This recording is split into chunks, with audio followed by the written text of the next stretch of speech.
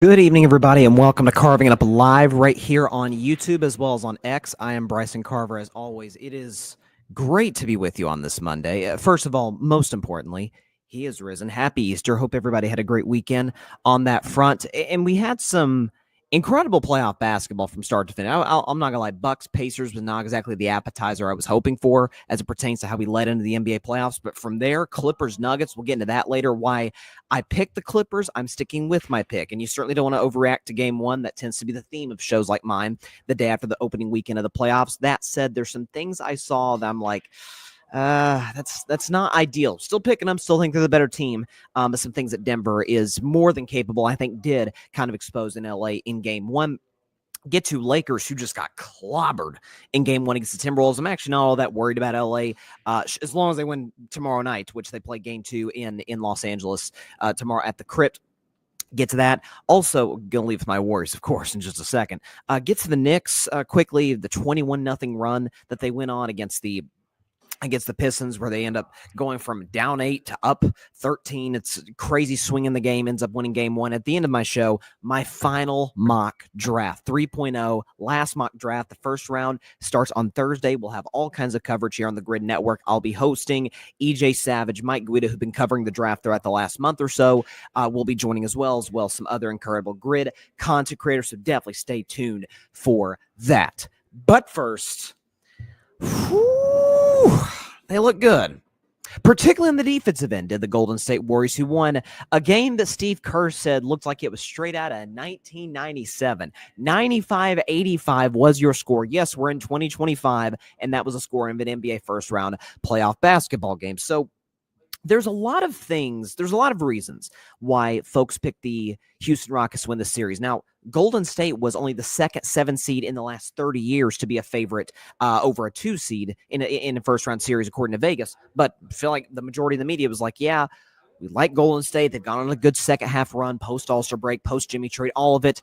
But Houston's young. Houston's athletic. Houston's got a great coach. Like, all these different things. So, it's the first thing I sort of wanted to address that I saw in this game is what's going to hurt Golden State over the course of the series is offensive rebounds. Houston absolutely annihilated Golden State on the glass. Steven Adams was I think the only Rocket with a positive plus-minus. He destroyed Golden State on that front. Jabari Smith kept shots alive. Şengün did. That's something that Golden State is going to have to address before it's all said and done. That's a real concern for them and something they'll have to overcome. But when it came to the entire defense front, let's start team defense. And then we'll work into the Steph Curry aspect of it. Because you see the title of the show, Golden State or Warriors hit the Curry stoppers in the mouth. The Rockets have been one of the top defenses in basketball over the course of the season. Top 5, I believe, in terms of defensive rating. Golden State Warriors, since the Jimmy Butler trade, since February 8th, when Jimmy made his debut against his old team, the Chicago Bulls, number 1 in defensive rating. And that has been kind of the mantra of all previous Golden State champions, is all of them, I believe, 2018 might have been the exception, but all of them have been top 10 in defensive rating. If you play for Steve Kerr, you better be able to defend. And so if this series looks like it did last night, where it's just a rock fight, it's offensive rebounds, it's missed shots, it's contested shots, it's running the shot clock down, all of it. If the defense cancels each other out, then this will be a quick series, because Golden State obviously has the 2 closers to be able to get the job done in the end, which they did. And I did want to discuss Steph, because I feel like it has been over the course of the last decade. So Steph won his MVP exactly 10 years ago. Ironically, that was also his first series against the Houston Rockets, when Golden State gentlemen swept Houston in the conference finals. And I feel like the whole Curry stopper, like, you ever see, you know what the Curry stopper narrative is? It's like that clickbait magazine article you see online. You're scrolling, you're looking at some legitimate news piece from some legitimate outlet, whatever, and you scroll down, you're like, pilot sees mysterious spaceship with a foreign, with potential aliens on it. It's like, and then you click it, and there's not much substance at all. It's just kind of hearsay, and I heard somebody say that. That's what the Curry stopper narrative is. Remember back in the day, 10 years ago, Matthew Dellavedova, which, God bless Della, he did all he could. He ended up having to go to the hospital in that series because of guarding Steph Curry will do that to a man. But Matthew Dellavedova, oh, he's the Curry stopper. And then a few years ago is Marcus Smart. He's the Curry stopper. He's Defensive Player of the Year. Same coach, by the way, Ime Udoka, who coached the Celtics, who coached these Rockets. And a couple of years ago, I remember it was the young rookie out of Baylor, Davion Mitchell. I'm telling you, he's the Curry stopper. Watch out for him. Dylan Brooks years ago, that was the Curry stopper. Now it's Amen Thompson, who, listen, that kid's future it couldn't be brighter. His athleticism is freakish. His aggressiveness, I love it. He seems to be a coachable kid. That guy is going to be a multi-time All-Star and then some in the future. Amen Thompson is going to be a special player. But year 8, I don't care. But year 2, asking this young kid, hey, guard one of the greatest basketball players ever at the peak of his powers. Because there was a lot of narrative. Well, listen, Amen Thompson, last time the Warriors and Rockets played, held Steph Curry to 3 points, 1 of 10 shooting, April 6th. I remember that game. I remember watching it. That was the Rockets kind of put the Warriors in a spot where they lost 3 out of their last 5 games to end the regular season. It's like, man, Amen Thompson, the Curry stopper. Ime Udoka, maybe he has the plan. Ime Udoka, after that game a couple weeks ago, said, hey, listen, when you get guys frustrating and complaining to refs, that's when you know you've gotten their heads. And as you can see, as we'll show you the numbers here, as a real, they really just shut Steph down. They really shut Jimmy down too, because if you look at their numbers, Steph had 31, Jimmy had 25. Steph had 6 rebounds, Jimmy had 7. Steph had 3 assists, Jimmy had 6. Steph had 1 steal, Jimmy had 5. Okay, they both took 19 shots. Steph made 12, Jimmy made 10. Jimmy doesn't shoot the 3 much, but he made 1 of them, and Steph was 5 for 9, including some just circus shots. And what was one of the things that I talked about coming to the series? My man Arthur Hurst is a witness to it, because he was on the show on Friday for a playoff preview. And shout out to Arthur, he did a great job on the show. One of the things I brought up is, it's the 5th time that Steph and Draymond and Kerr have seen the Houston Rockets in a playoff series. And folks are saying, well, those Houston Rockets, they weren't on those teams. There's no one on this Houston team that was on those teams in between 2015 and 19. That was more like the James Harden / Chris Paul, run. Mike D'Antoni, the cast of characters that are on this Rockets team now was not on that Rockets team. I said, yeah, that's correct. The coach is different, all of it. You know who was there in Houston for that? The fans. The fans have watched the Warriors walk into Houston and blow them out in a Game 3 of the conference finals in 2015, and win a Game 4 when Steph Curry injures his knee in the first round in 2016, and win a Game 7 when their team misses 29 straight 3-pointers, and then win a Game 6 the year after in 2019 when Steph goes 0 for in the first half, 33 in the second half. They've seen those things. And did you notice anytime Steph would hit one of those circus shots, the one he hit in the first half was just, Charles Barkley, God bless him. Everybody loves Chuck, but he called it luck. I'm like, Chuck, there's one human being in the history of the world that can make that shot, and we're not surprised. It's that simple. But every time Steph hit one of those daggers, couldn't you just, at least I had the sound on. Now I'm listening to the game, Kevin Harlan, TNT, and couldn't you just hear the crowd? Steph hits a shot. Just the groan, like, oh boy, we've seen this. Oh, here he goes again. Mama, there go that man. Here we go. We're going to have to deal with this guy again. We can't avoid it. That's a problem for the Houston Rockets moving forward. Also a problem for the Houston Rockets, because I mentioned if the defense cancels each other out, because Golden State's got an elite defense, so does Houston. If that cancels each other out, and this is a low-scoring series where first to 100 wins, then that favors Golden State overwhelmingly, because you're talking about a young team that's generally, you're talking about Şengün, Jalen Green. These guys have never been to the playoffs against a veteran team. Jimmy Butler's nickname is literally Playoff Jimmy. Steph Curry and Draymond Green have won 4 championships, and you see what happened. Once Fred VanVleet finally hit a 3 to cut the lead to 4, this is what happened in the last 2.5 minutes. 11-4 run for the Warriors. They got an offensive rebound. Houston got 0 in the stretch after they crushed the Warriors on the glass. Warriors missed 1 shot. Houston missed 3 rather, and the Warriors committed no turnovers. Houston committed 1. And this, to me, is what makes Golden State so darn scary moving forward. It's why all the way back in early March, after the Super Bowl, I usually take a little bit of a breather, took a 3-week break, came, but obviously I got my finger to the pulse of the sports world. I'm obviously watching my Warriors. And I had said before the year that that Denver was my pick to win the title. And my caveat is, if the Warriors actually got Steph a legitimate all-star co-star, changing my pick to Golden State. And after watching that 3-week stretch of Jimmy and the Warriors, I'm like, oh shoot, this looks like some of those championship teams. Warriors are my pick. And listen, I've been ridiculed for it, but I will gladly accept it because I'm going to be right in the end. Part of the reason why is because we know Steph's the closer. We know Steph is the man. Steph is a clutch player of the year last year. There's no one you'd less rather have in the ball in their hands face the Golden State Warriors by a long shot than Steph Curry. That 11-4 run to close the game when Houston cut it to 4, and it's like, oh man, this could be something. Maybe the Rockets come back from 23 down. You want to know how many points Steph Curry scored in that 11-4 stretch? Goose egg. Took one shot, missed it. That's what Jimmy Butler's there for. That's what the role players who are going to get open looks because of the gravity of Steph and, to a degree, the gravity of Jimmy. Guys like Brandon Pajimski, Moses Moody, who had a big 3 to start that 11-4 run. But Jimmy Butler's the catalyst for all of this. He's a smart basketball player. He can get his own shot. He can distribute to others.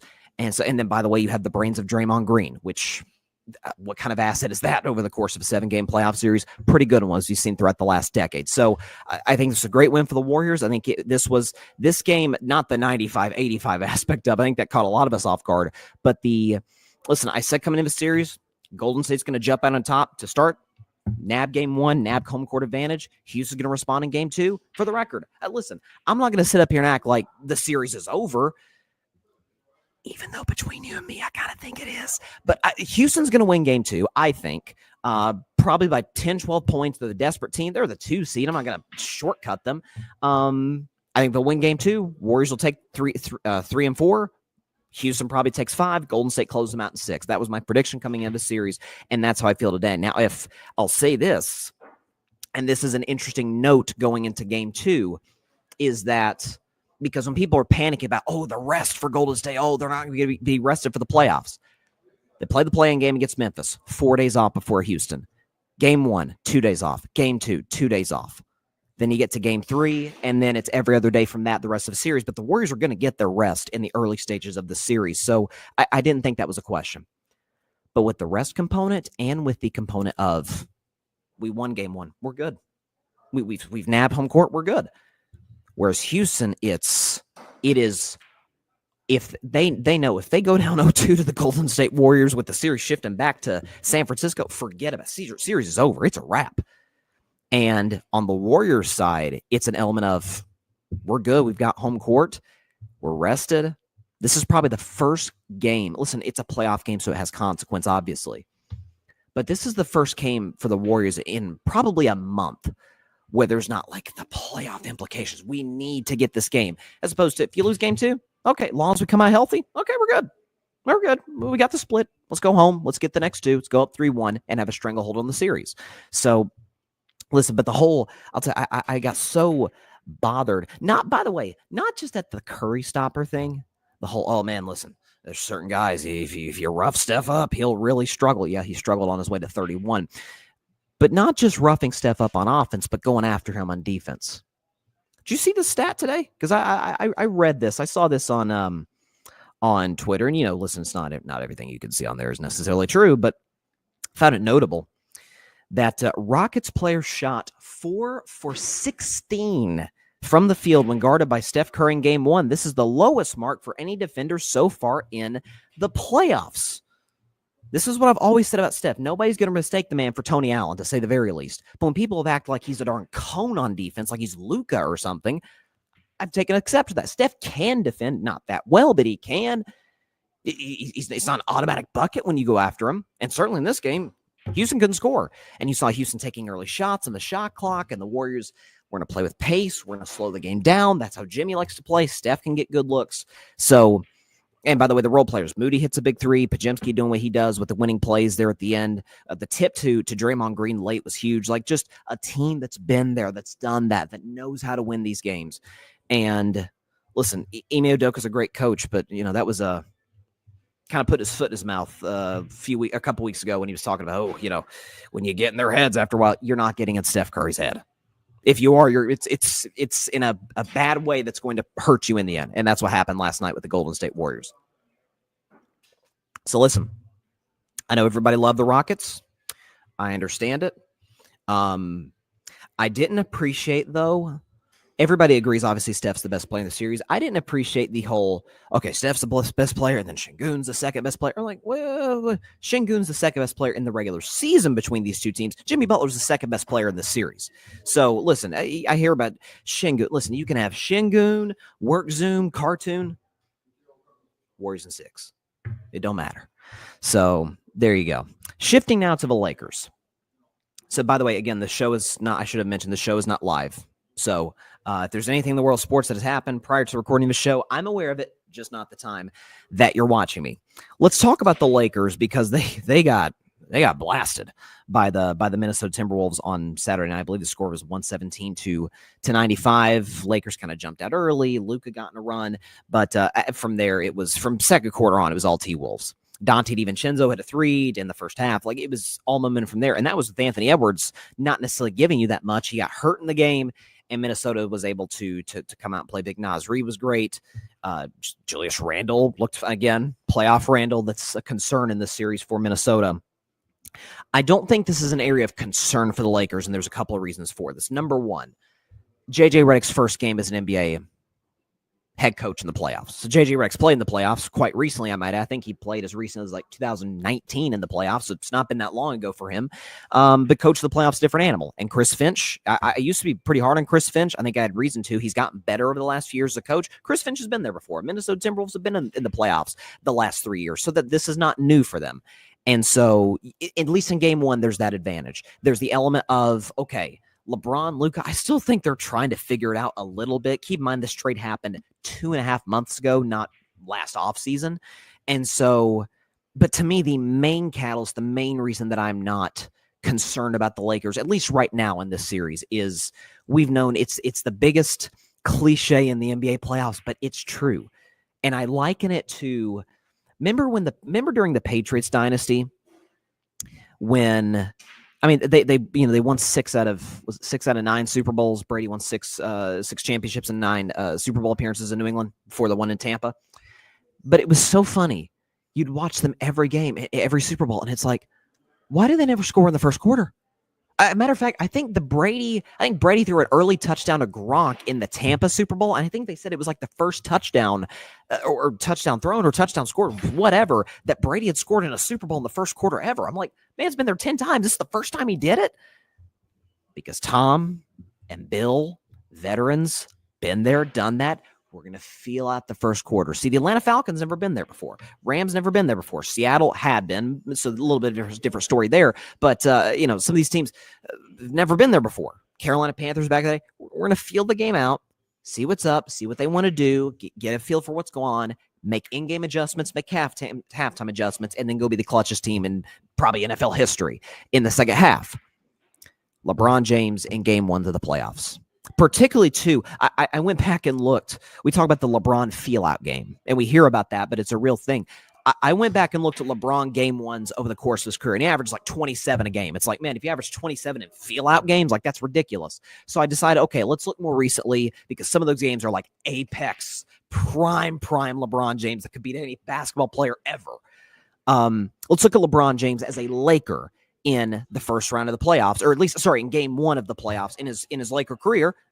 Still pretty good. I mean, 21, 9, and 8's good numbers. 48% of the field is pretty solid. 29 from 3's got to get better, but LeBron's improved his 3-point shot. He's 4-6.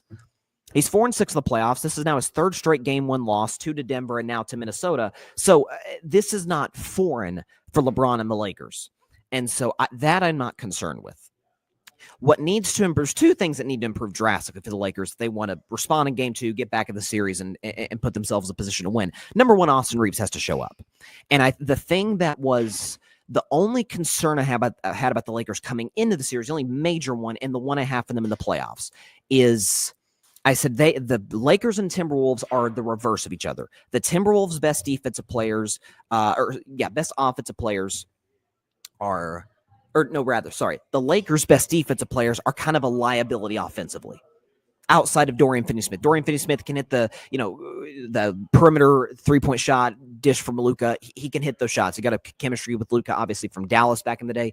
But Jared Vanderbilt is a 0 on offense, okay? Jackson Hayes, no. some of these guys cannot they can defend. They cannot get good looks for themselves offensively without serious work from LeBron or Luka. Austin Reeves has got to step up because best defender is going to take Luka Doncic. That's probably going to be Jaden McDaniels, who had a good game in game one. Second best defender is going to take LeBron. Austin Reeves has to win his matchups in these playoffs. This is the first time I talked about this. We did a Twitter Spaces at the Grid, and we're going to be doing more of those moving forward. So definitely follow the Grid on X.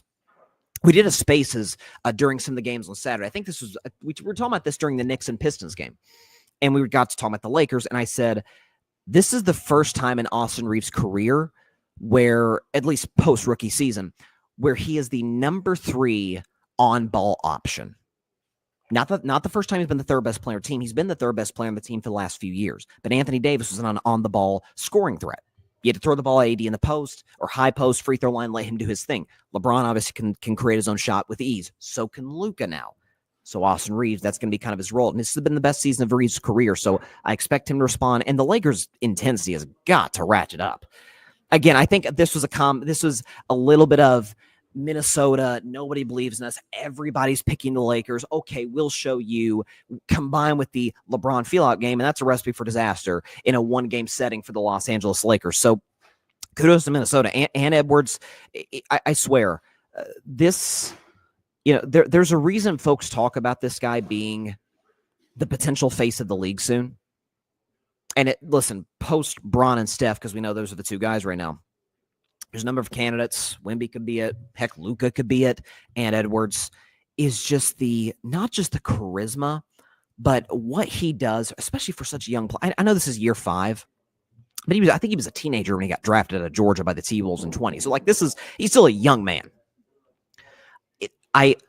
Even if he's not scoring, and he had the best scoring year of his career, averaged 27 a game, I would have voted him first team All-NBA. But even if you take away his scoring, and he missed some time due to injury in this game, you feel when he's on the floor. He gets teammates involved. Like Jason Timpf, who's a great podcaster, great job breaking down basketball. I highly recommend you check out his podcast. I heard him talking about the other day that Anthony Edwards was the most blitzed player in the NBA this season. And Jason Timpf's, theory for this is defenses don't think he can beat guys with his passing ability.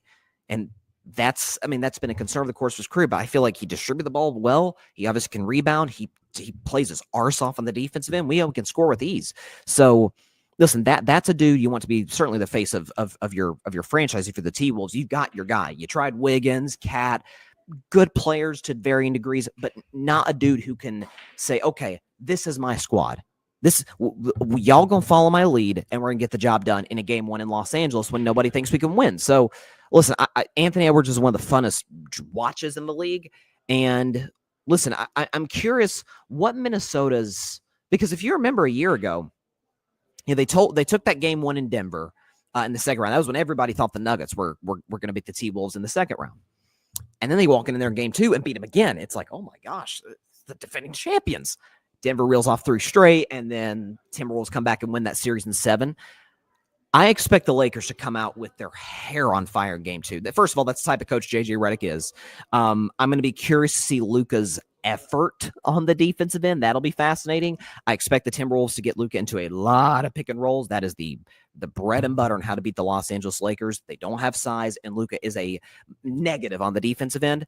And so, listen, I had Lakers in 5 with the vast majority of the games being close. This feels like a 6-gamer now at this point. So I still think the Lakers are going to win. I think they'll win game 2. If they lose game 2, they're in trouble. They're in big trouble. Not that I don't think LeBron and Luka can't come back from 2-0, but that's I don't see as much as I love JJ Redick. We are talking about a rookie coach. You go down 2-0, losing your first 2 home games with the momentum and the energy and how they feed off of Van Edwards and that home crowd in Minnesota. That's not ideal for the Lakers. So they need to come out big time energy. I think they will. I think they'll win game 2. And then we got ourselves a fun series. 1-1 going back to Minnesota. This could end up being one of the more intriguing first round matchups. There's no question about that. And I'll say this as a Warriors fan. Nothing would make me happier because I do believe we'll get Warriors and Lakers in round 2.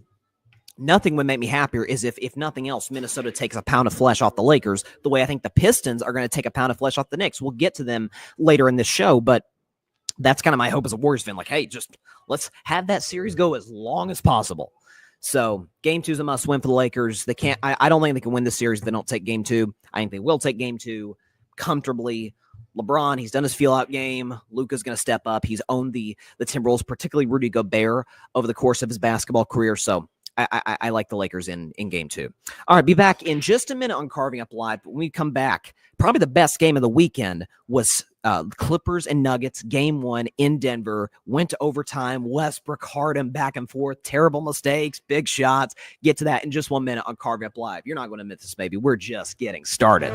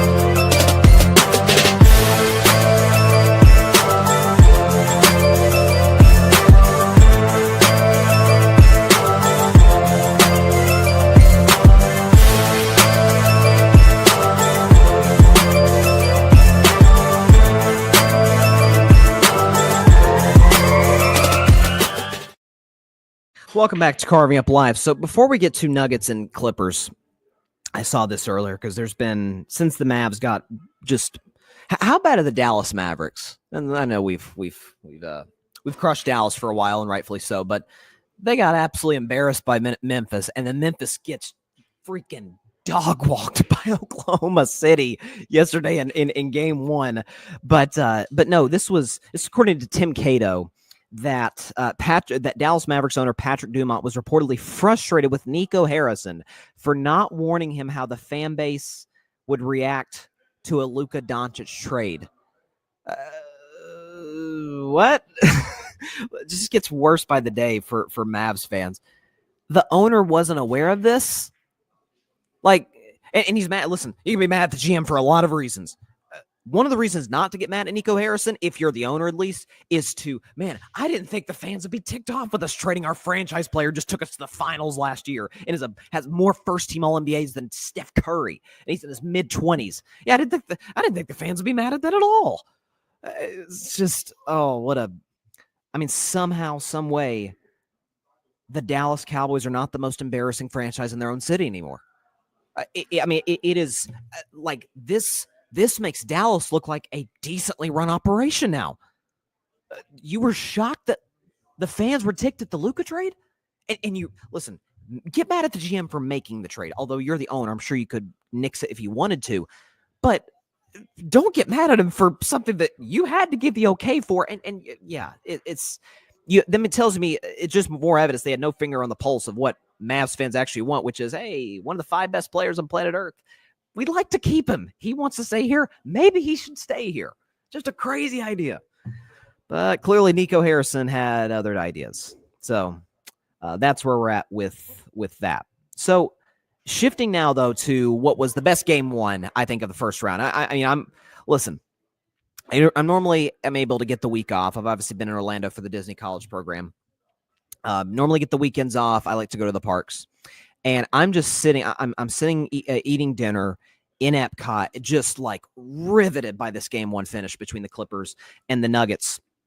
Game 2 tonight, I'll try and upload my reaction to this before that game airs tonight. I think that's at 10 p.m. Eastern in Denver. But Nuggets win 112-110 in overtime. And it was so funny. The finish of this game was just wild, hilarious, wild, whatever you want to describe it as. So you're talking about in the final minutes, okay, the Nuggets got a 1-point lead. Sorry, Clippers have a 1-point lead. Yeah, Clippers have a 1-point lead. And Russell Westbrook, of all people, with 20 odd seconds left, hits the go-ahead three to put the Nuggets up one. I know people are like, oh, Russell's shooting better from three this year. That's still not a theme of Russell Westbrook's career. Is not just big shots, but again, part of the reason Russell is shooting slightly better from three this year than he has the past is because the volume isn't quite what it used to be when he was in Oklahoma City. And so, but kudos to Russ. He makes the shot like, oh my gosh, this Russell just saved the day. He's the hero for the Nuggets. And then you turn around, and then James Harden makes a floating shot to tie the game. It's like, man, what is this, 2017? Those are the two leading vote getters for MVP that year. Westbrook won it. Harden came in second. I would have had it in reverse. Neither here nor there. But these two going at it like, Jokic who? Kawhi who? Like, look at these guys. And then Nuggets have the last possession, opportunity to win it. Russell's got the ball in his hands. And again, it kind of gets jumbled. I think the Nuggets took a little too long to develop their last play, but Russell's got the ball right wing. He's getting trapped, and Jokic is open. And we know Jokic can knock down the threes. I think he's a 40% shooter from out there. Get the ball to Jokic. Get the ball, the best player in the world, and he's unable to do that. And the Nuggets don't even get a shot off. We go to overtime. Which goes back and forth as this game did in the fourth quarter. Clippers had control throughout most of this game, and then Denver kind of rallied in the fourth at home. But you're in a spot now. Make sure I get this right. Yeah, so James Harden hits a three. Clippers are down 4. Harden hits a three with about 27 seconds left to make it a 1-point game. And then on the other end, keep in mind, he hits with 27 seconds left, 24-second shot clock. Denver can run this down not as far as they want, but the Clippers do not have to foul on this spot. Like, Denver can get a good look, but they need to run the clock down a bit. And middle of the shot clock, classic Westbrook playing 1,000 miles an hour with seemingly no knowledge of game or time, does exactly what he did, not in transition, but similar to what he did in that T-Wolves game a couple weeks ago that I think kind of helped get Michael Malone get fired. Drives to the rim, lays it up, and it's like, what are you doing, dude? And then... But you're able to get some free throws late by Aaron Gordon, who hits both. And then James Harden, Russell Westbrook ends up saving the day for good at the end by knocking the ball off of James Harden. So something that, and I talked about coming into this series, that if Jokic were a very good, even all-star level center, I might pick the Clippers in 5 games. It's because Jokic is so much better than everybody in the series, and I think clearly the best player in the world right now, that I do give Denver a shot. And you respect playoff Jamal Murray and Aaron Gordon and MPJ, who have been there in the playoffs, who won a championship 2 years ago. You respect championship pedigree. The thing that concerns, because I think the Clippers top to bottom clearly have the better roster, clearly have the better coach. Adelman, God bless him. I think he may have a bright future, but you're not taking him over Ty Lue, who's one of the worst, at worst, the second best coach in the league. What concerns me, though, a little bit about this series, I think the Clippers are going to have to win the bulk of these games should they come out on top by about 8 to 13 points or so. Because if these are tight, if it's a 5-point game with 2 minutes left, one way or the other, are there many duos you trust more than Nikola Jokic and Jamal Murray and their darn near unstoppable 2-man game at the end of the game? Do you trust that more than, or do you trust that less than Kawhi, who has been a great clutch player over the course of his playoff career? But Kawhi struggled late in the clutch. I was kind of shocked. Kawhi, who's not only stoic, but I talked about this on Friday, is one of the strongest, pound for pound, one of the strongest players in basketball. And the physicality seemed to really kind of bother him. Listen, this was his first playoff game this is first playoff series fully healthy since like 2021. And so maybe it's an adjustment for him. I don't know, but that's going to be a problem. I think Kawhi is going to adjust. He's a great player. They do that. But there's a bit of a concern where Zubac was great. Harden, save for some moments, did play well. Playoff Harden's going to show up eventually, so there's that concern.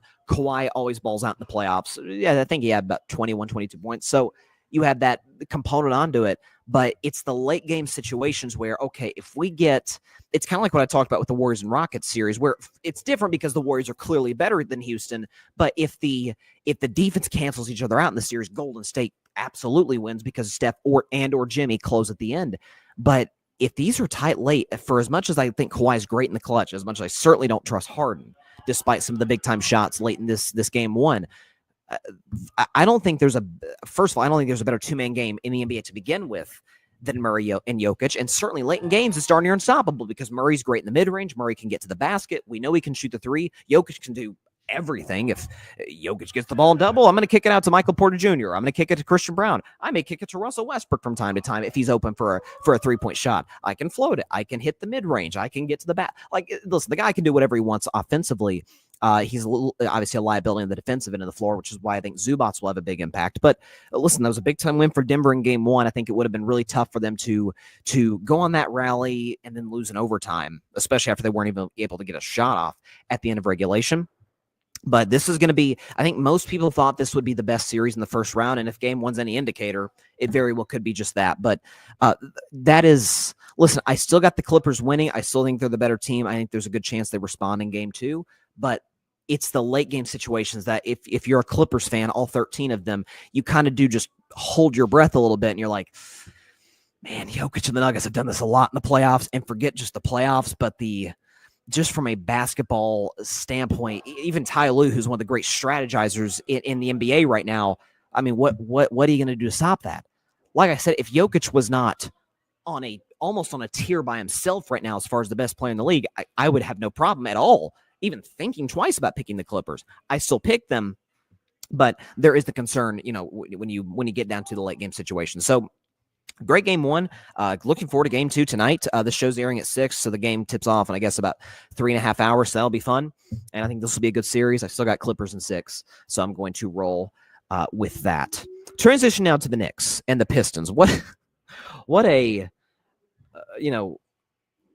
certainly can't call it a rock fight. If you'd have told me one game was 95-85 in Game 1, I would have said Knicks Pistons, not Warriors Rockets. Warriors Rockets would have been in the top half of those, but definitely not above Pistons and Knicks. But it's a game where Detroit plays well. They kind of hang tough with the Knicks. They go on a third quarter run. It's like, oh my gosh, here come the Pistons. They could go and steal Game 1, make this really interesting. Cade Cunningham did his thing in his playoff debut. Tobias Harris was great. Dropped 25. You'll take that any day of the week from Tobias Harris. And then fourth quarter hits. Dennis Schroeder hits a shot. Knicks are down 8. And then from there on, we can show you the numbers. Knicks, led by Cam Payne of all people, between 9:16 and 4:35 in the fourth quarter. So essentially like a 5-minute stretch. Just go nuts. Knicks scored 21 points. They give up nothing. It's a 21-zip run. They go 9 for 11 for the field, 2 for 3 from three-point range. And Cam Payne in the fourth quarter, not just in this run, but in the fourth quarter in general, scores 11 points. I think 14 for the game, if I'm not mistaken. And so you talk about bench impact. Listen, see, Tom Thibodeau, this is what happens when you trust the bench. Crazy things happen like, hey, Cam Payne is a nice player off the bench. He can score from time to time. He's got a good three-point stroke. Give him the ball. He can do some things. We know Jalen Brunson, who's going to win Clutch Player of the Year. He would get my vote, has been awesome in the clutch over the course of this season. So listen, Tibbs knows his job is on the line. He has to, especially in New York of all cities, where if the Knicks, certainly if they get bounced in round 1, he's gone. He's not surviving that. And I think even if they get bounced in round 2, I get that it's Boston, and I think Boston's going to win the East. At the same time, there is an element of, we got swept by the Celtics this season. If that's a gentleman's sweep and we go the whole year losing 8 of 9 to the Celtics, we've got the talent. Boston's more talented. We got the talent to make it a series. We got Brunson and OG and Josh Hart and Karl Anthony Towns. We've got the guys, Mikal Bridges, to do it. So that would be a worthy reason to move on from him. Listen, when someone shows you who they are, believe them. And Tom Thibodeau just flat out does not use the bench. He runs his starters into the ground over the course of the season. That's just what he does. That's what he believes in. It's never worked, but he stayed with it, and it's very effective in the regular season when guys for other teams on a Tuesday night in Orlando aren't necessarily going all out to win a basketball game in February when your team is. That's great. It puts you in position to be the 3 seed and win 50 games. As the playoffs progress, it's a war of attrition. Eventually, bodies are going to wear down. And so, but in this spot, the Knicks seem to just get hotter as the fourth quarter continues to progress. So, shout out to them. Listen, I Knicks in 6 was my pick before the series. That was kind of a theme last year in the show. Knicks in 6, stick with it. Detroit's got the talent to certainly the personnel. I shouldn't say talent, but the personnel and the basketball identity to make this a really interesting series. Not like these the old some of those Pistons Knicks series where teams are struggling to break 90, like Warriors Rockets apparently in Game 1. But I think Cade Cunningham's going to step up, especially once the series shifts back to Detroit. They'll be in really good shape. So I still like the Knicks in this series. I love Brunson late in these games. We talk about Jokic finishing late, Jimmy Butler, Steph Curry. Not a lot, not 6-7 guys I'd rather have with the ball in their hands in a 5-minute stretch, in a clutch game, if you will, than Jalen Brunson. So, well, we were talking about Dallas Mavericks mistakes. That was really the first one, is letting Jalen Brunson walk. And he's obviously flourished with the New York Knicks. So it has to be kind of a shock to the system for the Pistons. First of all, Cade Cunningham's awesome. And there was an anecdote during the game that ESPN, I think Lisa Salters, who does a great job, pointed out that Cade Cunningham has on his phone every time he wakes up in the morning. He has an alert come on his phone, best player in the world. Like, that's his goal. Like, Cade Cunningham's a hard worker, driven. And so individually, it's no surprise he had the season he had. It's a shock that the Pistons had the season that they had, especially after last year when they at one point lost 29 games in a row. So it has to be a little bit of a like, oof. But Tobias Harris has been in the playoffs. Tim Hardaway Jr. has been in the playoffs. They've got guys. Dennis Schroeder's been in the playoffs. They've got dudes who have been there and done that. JB Bickerstaff has coached in the playoffs. So this isn't the classic young upstart that's just a little bit too not that ready for the moment. And something else too, to defend Detroit here, I'm not sure how many teams would have been ready for the avalanche, not just from the Knicks, but we've talked about it often. Is there that many better home court advantages than Madison Square Garden for a playoff game? It's just electric.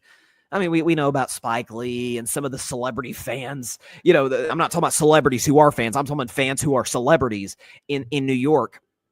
It's a different atmosphere, different energy. I mean, when the Knicks are going on this 21-0 run, it's like, man, I don't know if the 2017 Warriors could have dealt. I mean, it's that type of energy, and so that's going to serve the Knicks well over the course of the playoffs.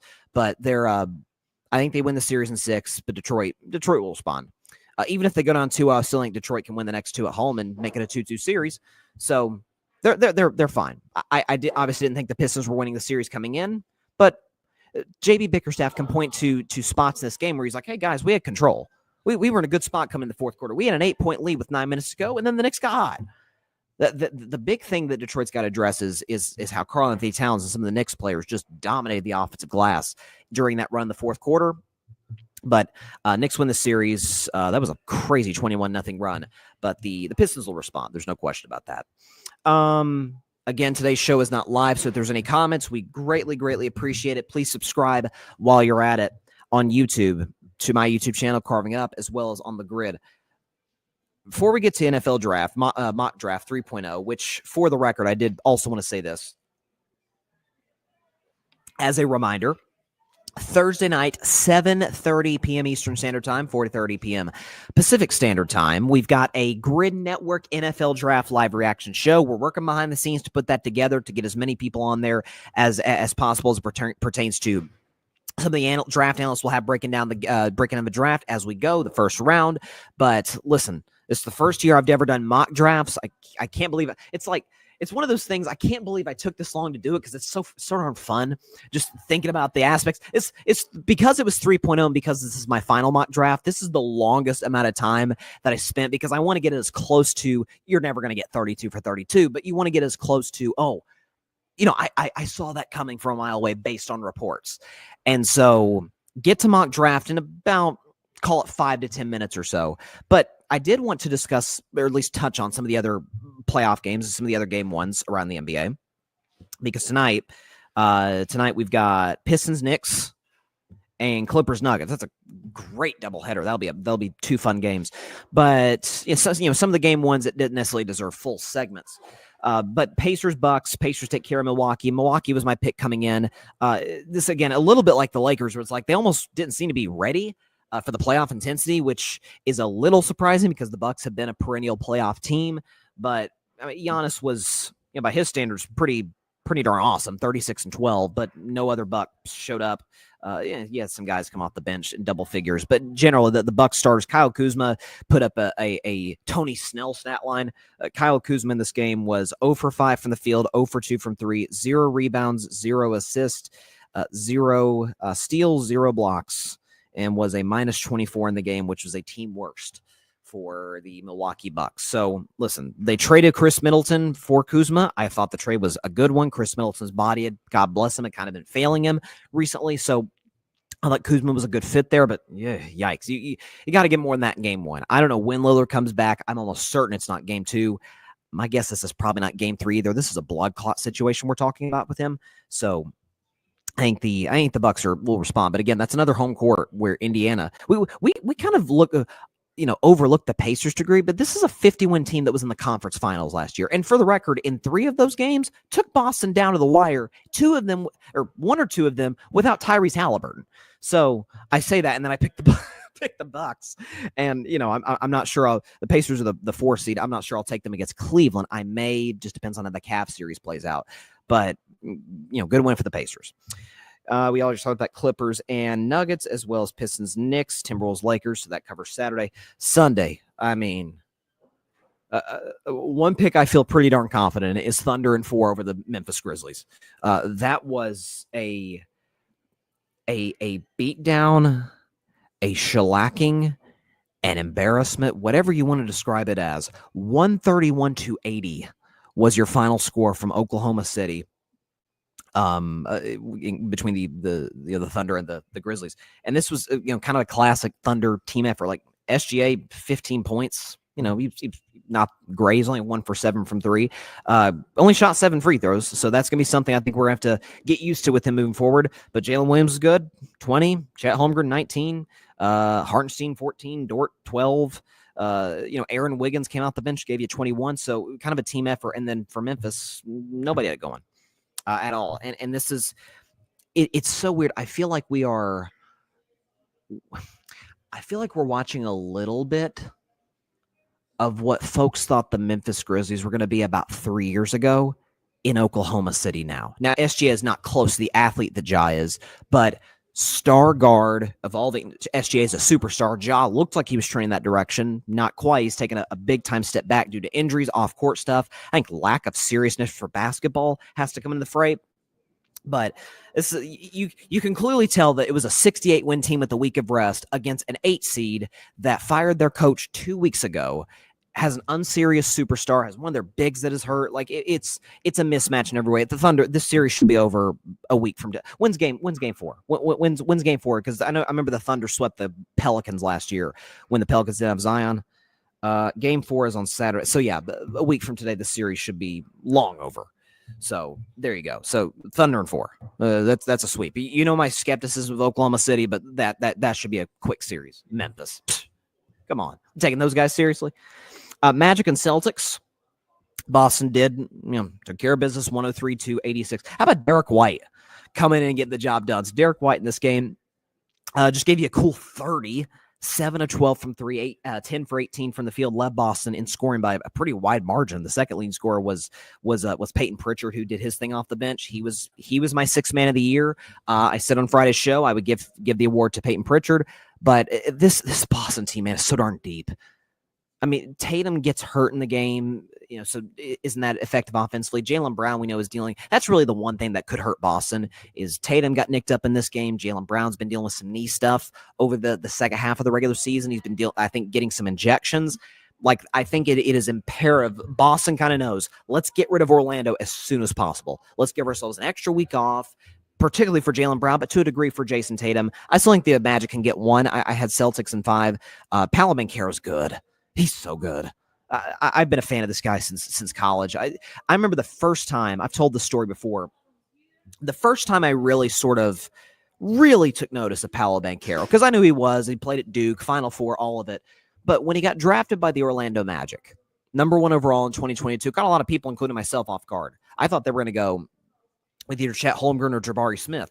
They go with Paolo Banchero. And I don't remember if it was at his opening press conference in Orlando or somewhere, but he said something along the lines of, or not even along the lines of, just straight up, I want to be the leader on this team. It's like, wait a second. You don't hear 19, 20-year-olds talk about, I want to be the leader of an NBA franchise. Like that tells me something about this kid. Really mature, works hard, gets better every single year you see him. Even in this game with the just abysmal offense that the Magic are, they've got to be getting some new they got to be getting some reinforcements on that side. But Paolo dropped 36 and 11 in this game. Certainly wasn't the problem for Orlando, but they just, not only they don't have enough offense, they just, goes without saying, they just don't stack up talent-wise to the Boston Celtics. So that should be a quick series. And then Cleveland and Miami, LeBron's first two teams, Cleveland wins 121-100. It kind of took a fourth quarter run for the Cavs to kind of separate. They were always in control over the Miami Heat, but listen, it's an Eric Spoelstra-led team. Tyler Hero's had a great year. Bam. Andrew Wiggins has won a championship. Like, there's, they can make it fun. I had Cavs in 5. I think the Heat will get one, but that was kind of similar to Boston, kind of a grinded out effort. And again, Miami's just, even when they're not that talented, man, they are just a pain in the you-know-what. They just are on you from start to finish. So this will be, Cleveland's clearly better, but this will be a, not an easy first round matchup for the Cavs. It'll certainly not be as easy as Oklahoma City and Memphis. That's the biggest mismatch of the entire playoffs, probably, that we'll see this year. So Cavs getting it done. I already talked about Warriors Rockets. Listen, people who were just, and we're one game in. I get it. I understand. But folks that were just, like, oh man, the Warriors should watch it. Watch out for what? The Houston defense that we're actually better than since we acquired Jimmy Butler. So just throwing that out there. All right, be back in just 1 minute, but after we come back, my mock draft 3.0. This is my last one, folks, before the draft begins on Thursday. So stay tuned. Mock draft 3.0 in just 1 minute on Carving It Up Live.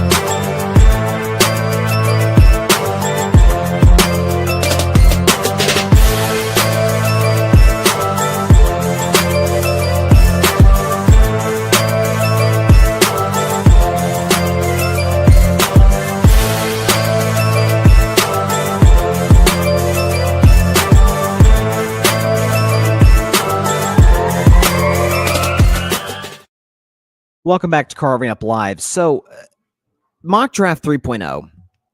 I said earlier in the show, this is my first year doing mock drafts. I can't believe what I was missing out on. This is awesome. I love it.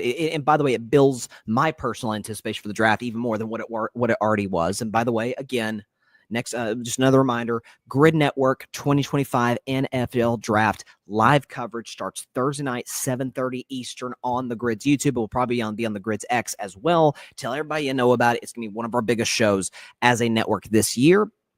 So definitely stay tuned for that.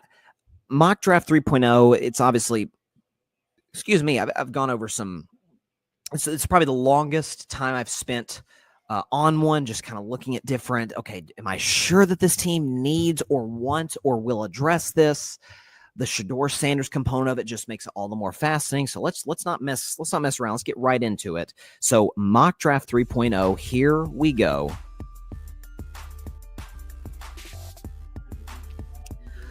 All right, mock draft 3.0, here we go. So before I even show the graphic, let me say this in the front end. So I'm not going to spoil. We know who the number one pick is going to be. It's going to be Cam Ward. Number 2, I feel like it seems all reports seem to be trending that it's going to be Travis Hunter to the Cleveland Browns. By the way, just evaluation on Cam Ward. Cam Ward is a little bit like Caleb Williams, is a little bit bigger, stronger, I think, than Caleb, but rocket arm, can play in the pocket, outside the pocket, dealt with not an ideal O-line at Miami. He's going to be suited to kind of help turn that franchise around in Tennessee. I like him a lot. Travis Hunter is a once-in-a-generation type of athlete. Forget football player. He said the other day, I will not play football unless you let me play both positions. My thing is, okay, he's been elite his whole life. What's going to stop him from being elite at the NFL level? He's clearly capable of doing it and winning a darn Heisman at the college level. So Travis Hunter to the Cleveland Browns.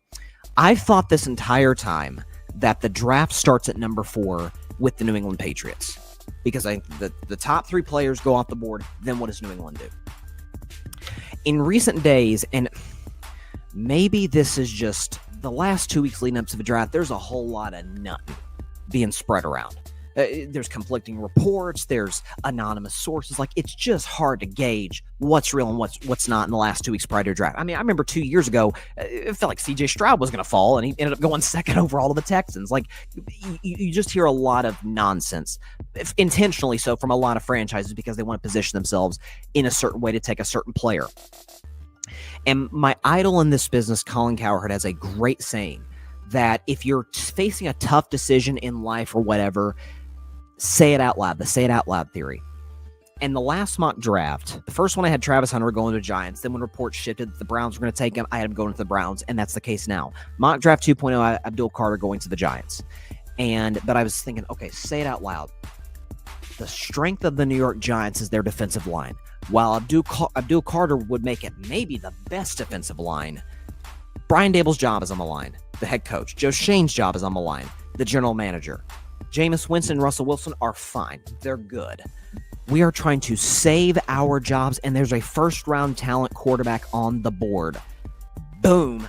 I think the Giants take Shedeur Sanders, quarterback out of Colorado. Again, say it out loud. The Giants, listen, Abdul Carter make their defensive line unstoppable, but they're already really good on that side. Dexter Lawrence and company. We need to get Shedeur Sanders in the building. He can sit behind. We can maybe even trade a guy like Russell or Jameis or cut them, whatever the case may be. Develop Shedeur Sanders, put ourselves in a position where maybe we can extend our jobs because Brian Dable helped Daniel Jones get to the playoffs. Joe Shane, for his just atrocious moves in the last offseason, can maybe make up for them if he gets the franchise quarterback with the Giants. Obviously have not had since Eli Manning. Shedeur Sanders goes to the Giants. Abdul Carter then falls to number 4. I think Abdul Carter, honestly, is the best player in the draft. He falls to number 4 to the New England Patriots, who are just thanking the football gods that this happened. Listen, Will Campbell would be great for the Patriots. That's where I've had him going the last 2 mock drafts, but hang in this spot, it's like, oh my gosh, Abdul Carter goes to a team that's coached by Mike Vrabel. We get a superstar pass rusher. I think Abdul Carter is going to be awesome in the league. I think this is the way the Patriots kind of want it to fall. Going out to the next 4 picks. I think, listen, this is where you get into the area where you hear a lot of noise and stuff coming out. I think Adam Schefter recently put a tweet that some anonymous executive said, hey, Mason Graham to the Jaguars is not a home run. That probably means that it's going to happen. Mason Graham ends up with the Jacksonville Jaguars. Listen, they obviously need interior defensive line help. Mason Graham is far and away the best interior defensive lineman in this year's draft. This is, again, a third verse, same as the first. In all 3 mock drafts, I have Ashton Jeanty going to the Raiders. Everybody in Vegas seems to be vocal that they're going to take a running back. There's the star power of Ashton Jeanty. Second place, the Heisman. Best running back, obviously, in college football a year ago. Pete Carroll loves his superstar running backs. From Reggie Bush at USC to Marshawn Lynch at the Seattle Seahawks. I think Ashton Jeanty is a Vegas Raider. Will Campbell then falls to the New York Jets. I think Will Campbell's the best tackle in this draft. I think, listen, the Jets, they could reach on Jackson Dart or Jalen Milroe. I think that would be a horrendous idea for the franchise.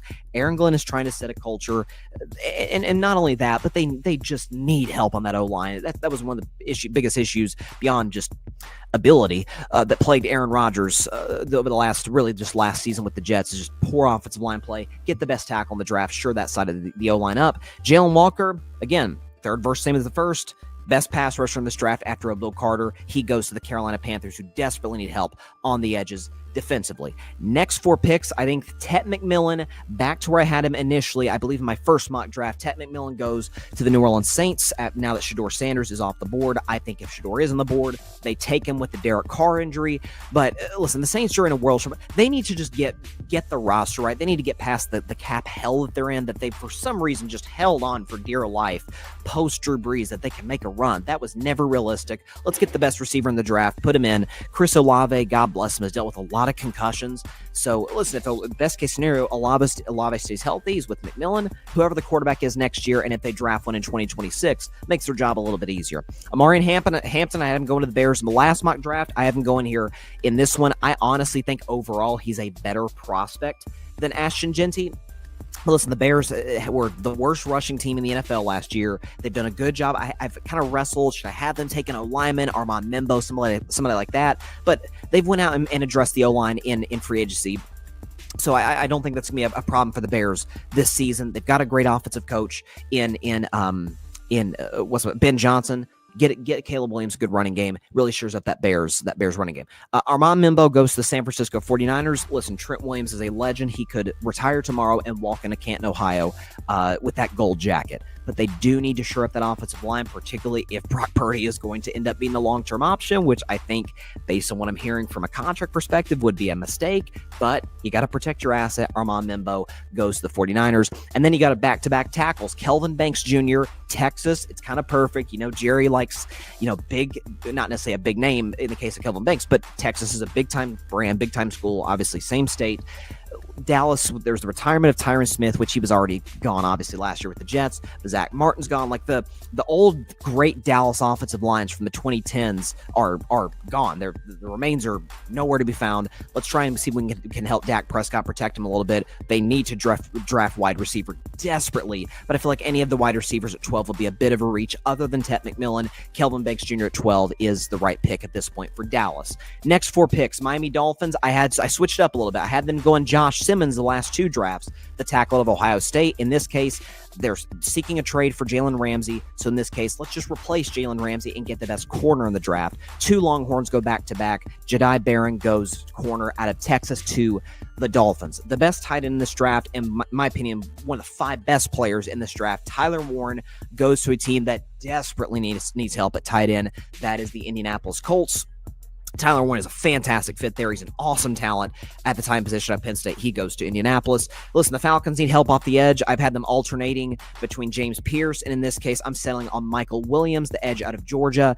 I think he's a great fit there. It's amazing. The second best pass rusher out of Georgia is going to the top 15. Shows you how great the Bulldogs develop their defenses. But Michael Williams goes to the Falcons. By the way, playing on turf, indoors, in Atlanta, staying in state. It'd be really popular to the fans, and it'd be a great pick for the Falcons. Jahad Campbell, who I've had falling a little bit the last couple mock drafts, not in this spot. I think he goes to the Arizona Cardinals, allows them to get some help off the edge, which they desperately need. Next 4 picks.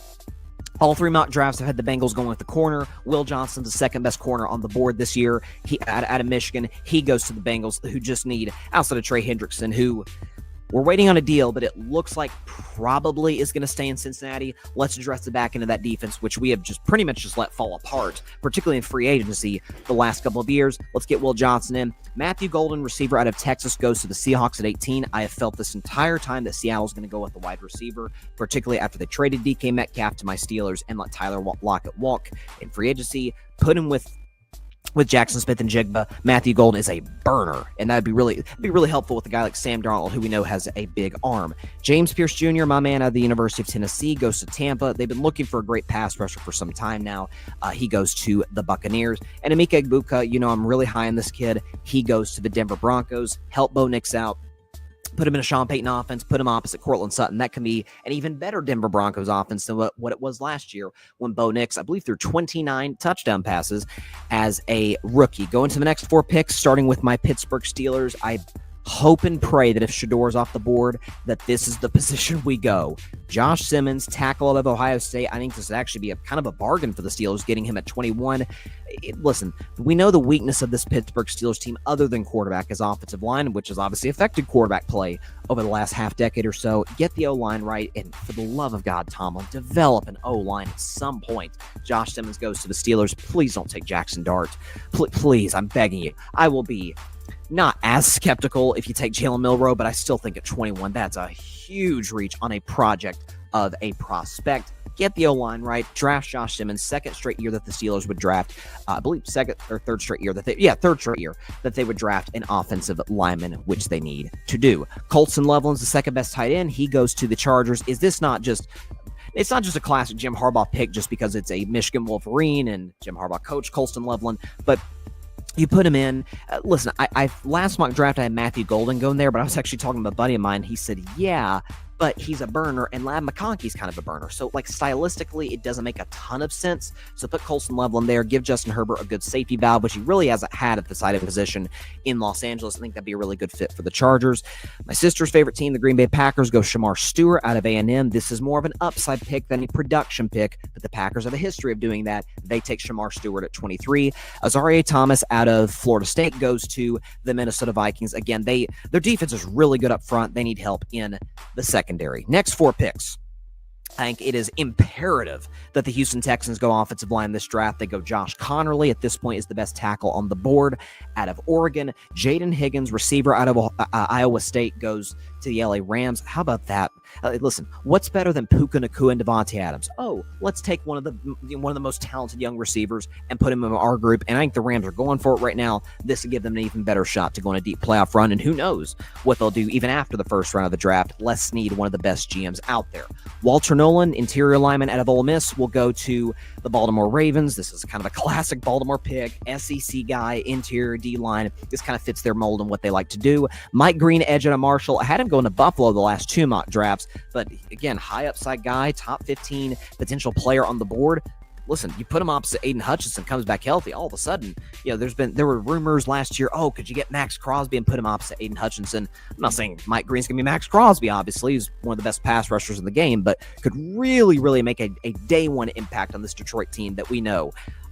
Might as well just go exclusively defense in this draft. They've addressed in free agency. DJ Reed was a good move, but that is the problem right now with the Lions. Offense is not their issue. Go get Mike Green at this point. Certainly the best edge rusher available out of Marshall. Last 4 picks of the first round. Derek Harmon, defensive tackle out of Oregon, goes to the Washington Commanders. You move on from Jonathan Allen, kind of replace him on that interior. Nick Imamori from the safety from South Carolina. The Bills need, we saw in that playoff game and throughout the course of the season, back into their defense is just atrocious. They've got to address it if a pass rusher isn't available. Quinshaw Judkins had him going to Kansas City last mock draft. That remains the same today. Chiefs do need help in that running game.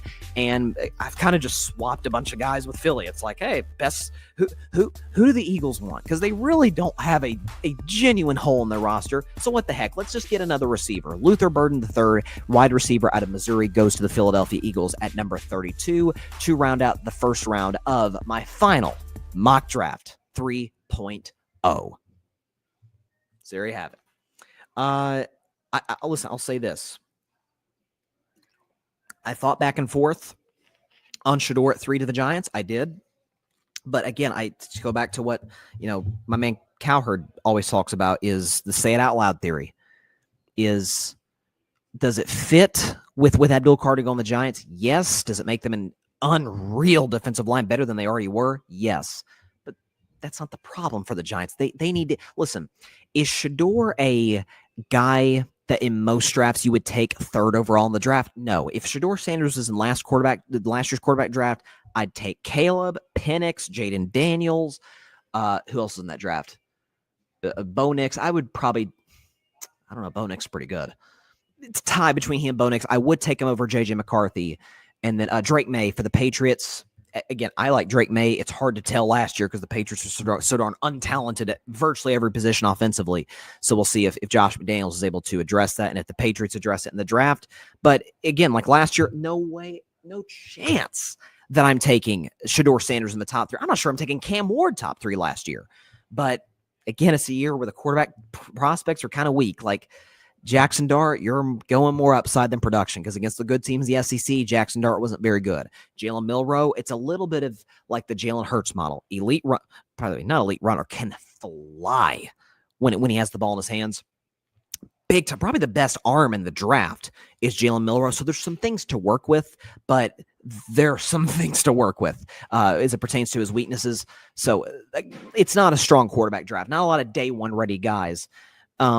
Giants need to address that position. I think they do. And with respect to Jameis and Russell Wilson, those guys are not going to save Brian Dable's job. Shedeur Sanders could. So that's the main thing for the Giants, and that's why I had them taking Shedeur Sanders at 3rd. First mock draft, I had him falling to Pittsburgh, which I would be over the moon if we're able to get him at 21. Or if we have to trade up to get him, that's fine too. Second mock draft, I had him to the Saints at 9 after the Derek Carr injury news. And now I'm like, I feel like the Giants have to take him. They do. The Browns aren't going to. They're going to take Travis Hunter at this point. We know Cam Ward's going to Tennessee. We know Travis is going to the Browns. I feel like the draft starts at 3 with the Giants. That's to me where it gets really, really fascinating and where the Shedeur Sanders conversations are going to begin on all the networks, on our network, on the grid, which again, last call, we will be covering the 2025 NFL Draft Thursday night at 7:30 p.m. Eastern Standard Time, 4:30 p.m. Pacific Standard Time. I'll be hosting. Mike Guido will be joining me. EJ Savage, among others, will be joining over the course of our first round coverage. So definitely stay tuned for that. All right, that is all the time we have for today's show. Appreciate everybody stopping by as always. Be sure to catch Carving It Up likely on Friday. We will be doing a post-Warriors-Rockets reaction. I did a Warriors-Grizzlies playing reaction. Probably do some Warriors-Rockets and maybe even some other games reaction in some point this week. Obviously, we have the draft show on Thursday. Friday show, we'll have draft playoffs. We got all kinds of things to talk about in the world of sports. I didn't get a chance to talk about Nico transferring to UCLA. Talented kid. He may develop, but man, he just downgraded big time financially and in terms of his football situation as it relates to his development as a quarterback prospect moving forward. So that's kind of my immediate take on that. But catch for sure Carving Up Live on Friday, 6 p.m. Eastern, 3 p.m. Pacific time, right here on YouTube as well as on X. Check out all of our amazing content creators on the grid. And hey, that's all I've got. NBA playoffs are underway. Great game ones. Warriors look good. Oh, I'm so shocked. Of course they look good. They've looked good this entire second half of the year with the Jimmy Butler trade. And Curry stoppers. Get out of here. All right. We'll see you guys next show. Stay safe, everybody. God bless y'all. Peace out. Curry stoppers, please. Thanks so much for watching the show on YouTube, and be sure to go click that big red subscribe button and check out the other clips and full shows from Carving It Up Live, as well as our other incredible content creators here on the Grid Network.